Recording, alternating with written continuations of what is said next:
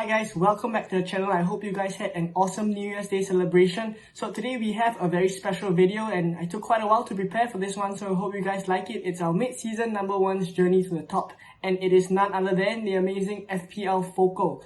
So he has a massive following on YouTube and I'm sure most of you guys already follow him, but in this one we're going to break down and analyze his moves in detail. So of course my channel isn't as big as FPL Focal's channel, but I do try to keep the content exciting and interesting. So if you guys like what you see, do consider subscribing and helping the channel grow. And with all of that out of the way, let's get on with the video. So in today's video, we are going to look at some of FPL Focal's overall statistics for the first 19 game weeks, and then we'll do a quick 30-second recap of each game week, and lastly we'll see what we can learn from our mid-season number one. So let's get cracking.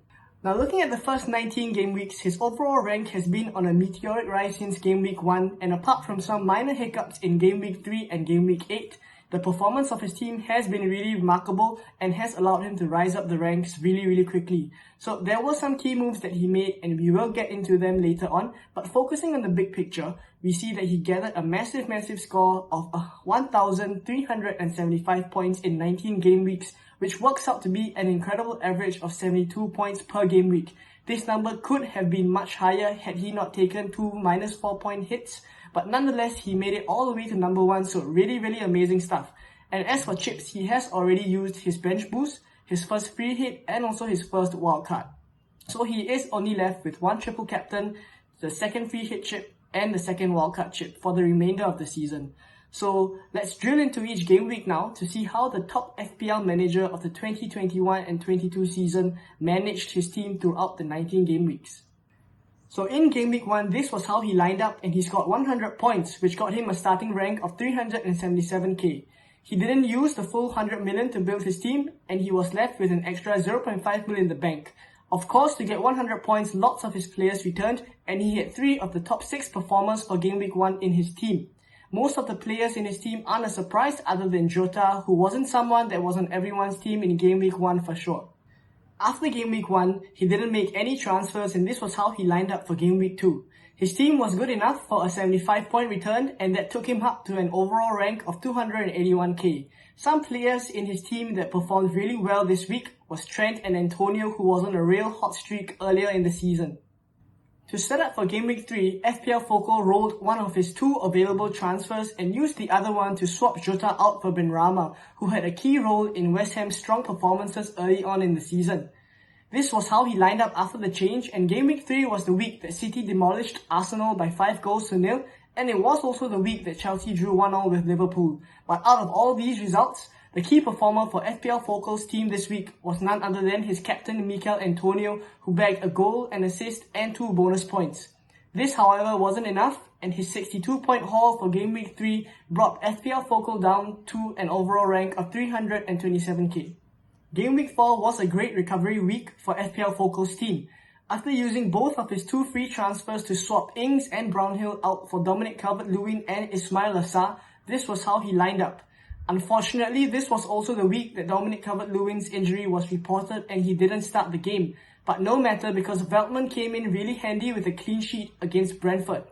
Other players like Cancelo, Trent all also provided massive hauls and helped FPL Focal to a nice overall rank of 216k at the end of game week 4. After game week 4, FPL Focal took his first hit to make 2 changes. He swapped out the injured Dominic Calvert-Lewin for Lukaku, who put in a great performance against Villa the previous week, and also he took out Bruno Fernandes and surprisingly brought in Jota again. Let's remember that he actually took Jota out of his team in game week 2.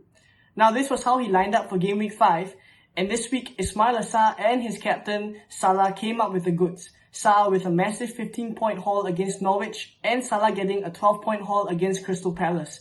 This helped FPL Focal to end game week 5 with a 75-point haul and an overall ranking of 122k in the world.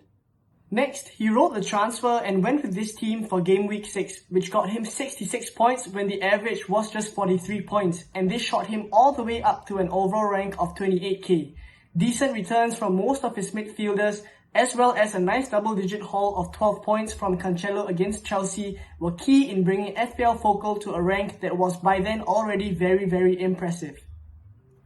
Following a good Game Week 6 performance, FPL Focal made 2 changes to prepare for Game Week 7, and that was to swap Jota out for Son, and he also brought in Azpilicueta for a then medically unfit Trent who was down with some illness. These moves really paid off, and as we can see, Son and Azpilicueta both got 10 points in Game Week 7. For sure, this was very fortunate for FPL Focal, but we are going to need these moments where things go our way for us to rise up the ranks really quickly, and this was one of those moments for FPL Focal. The rest of his team remained relatively quiet other than a 13-point return for Salah, who wasn't really much of a differential, but 53 points overall was enough to take FPL Focal up to 12k. Now this brings us to our first key moment, which is the Game Week 8 wildcard move. He reshuffled his team to this lineup, bringing in players that were on hot streaks and had good fixtures at that point in time, such as Ramsdale and James, and he tripled up on City while also bringing in the then super attractive defensive option in Livramento. For Game Week 8, his team was only able to get a score of 59 points, which wasn't great, and it brought him down from 12k to 13k. Game Week 9 was a big week for FPL Focal, and he was duly rewarded for his wildcard team that didn't score as well in Game Week 8 but pulled in a massive 118 points in Game Week 9, which brought him to a rank of 1.4k in the world. He only made one change from the Game Week 8 wildcard draft, which was to swap out an injured Lukaku for Ivan Toney, and the rest of the players did the work. He had 3 key differentials this game week who brought in really massive hauls for him: Foden with 18 points, Smith Rowe with 13 points, and James also with 13 points. After Game Week 9, he rolled the transfer and set up in a 4-4-2 formation for Game Week 10. Many of us remember Game Week 10 for being the week that Reece James bagged 2 rockets against Newcastle and racked up a massive 21 points. Of course, that did very nicely for FPL Focal's team, and nice returns from Rafinha and Smith Rowe as well, plus a stunning performance from Ramsdale against Leicester contributed to a very respectable 69 points for Game Week 10, which brought him to a rank of 323, which was very high, but of course FPL Focal was aiming for more. Game Week 11 is our second key moment for FPL Focal's team, and it was a last-minute decision to activate the bench boost chip that really paid off nicely and brought him to a mind-blowing rank of 2nd in the world.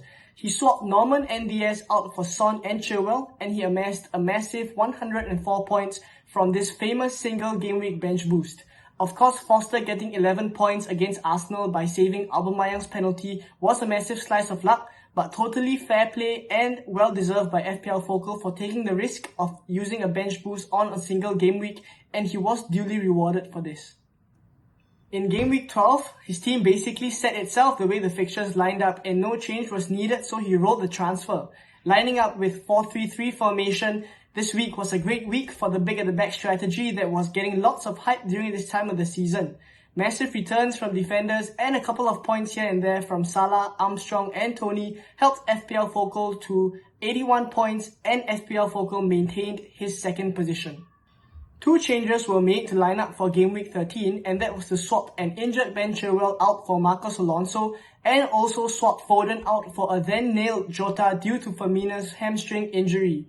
This worked out really nicely because this was the game week that Jota got 14 points against Southampton. Some other players in the team like Ramsdale and Toney managed to get decent returns here and there, which helped FPL Focal maintain his second place for another week.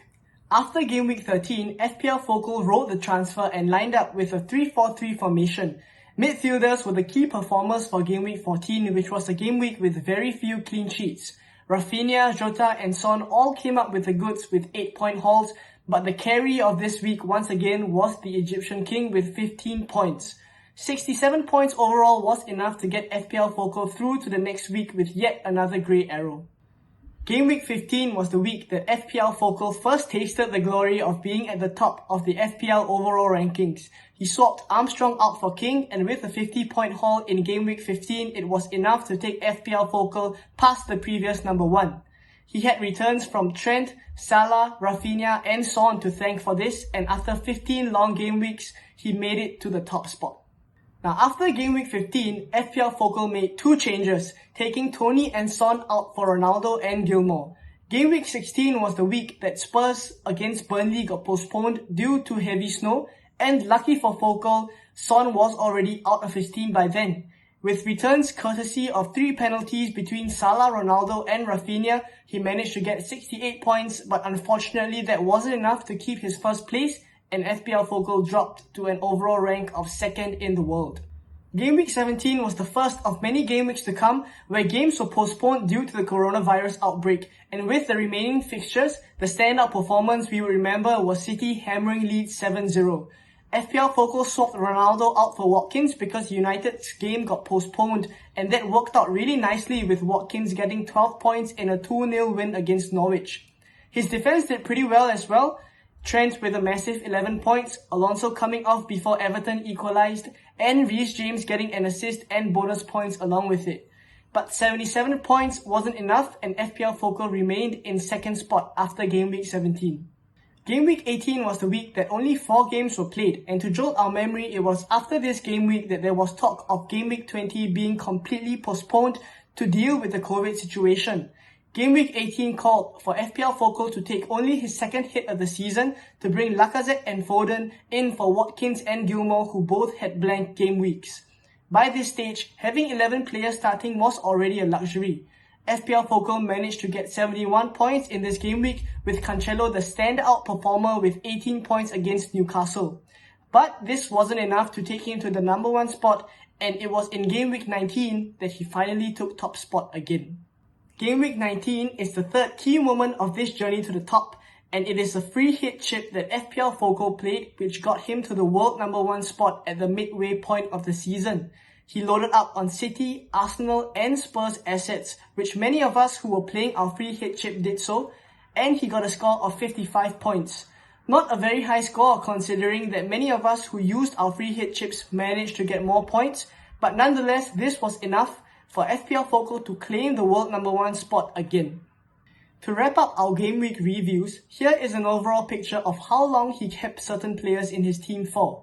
Take note that we will have to account for the fact that he played a free hit chip in Game Week 19, which may omit certain players who had postponed games in Game Week 19. Nonetheless, this still gives us an idea of the key players that made FPL Focal's squad and brought him to the world number 1 position. So what can we take away from this? I've learned a lot from going through FPL Focal's team in great detail and summed it up in these 4 points. So the first point is don't take hits unnecessarily. FPL Focal only took 2 hits throughout the whole first half of the season, and one of it was due to postponements. So really be very stingy with your points, because sometimes taking hits doesn't pay off the way we think it would. Now the second point is to be patient with your differentials.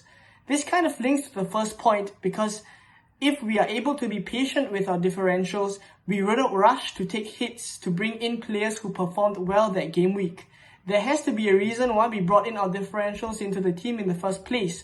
So just like investing, we have to give our players time, some games, before they actually pay dividends. Thirdly, a single game week bench boost is a worthy consideration.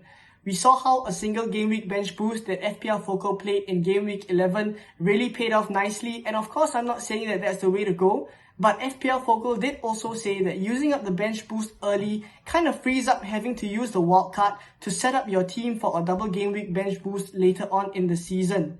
So seeing how it worked out, at least we can say that it is a worthy consideration to play our bench boost in a single game week. And lastly, the fourth point that I have for you guys is to have a strong bench. So a number of times during the season, FPL Focal's bench came to his rescue and helped him to pick up points when some unexpected things happened. So it's really important for us to have a bench that has players with the ability to come on and contribute to our score. Yep, so that's about it, and I hope you guys find all this information useful and can apply it to your own teams in the later half of this season. So thanks for watching guys, and if you enjoyed it, please give this video a like and also leave a comment to let me know what you guys think, and of course do consider hitting that subscribe button to support the channel. That'll be really awesome if you could do that for me. And that's all for now, and I'll see you guys in another video. Bye bye.